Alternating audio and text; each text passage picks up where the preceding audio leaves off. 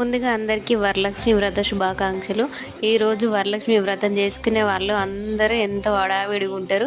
నేను కూడా ఇంటి దగ్గర ఉంటే మా అమ్మకి హెల్ప్ చేస్తూ నేను కూడా హడావిడిగా ఉండేదాన్ని. మా అమ్మ కూడా వరలక్ష్మి వ్రతం చేసుకుంటుంది. ఎవ్రీ ఇయర్ మా అమ్మ వర్క్కి వెళ్ళి వచ్చేసరికి మేము ప్రసాదాలు అన్నీ వండి పెట్టేవాళ్ళము.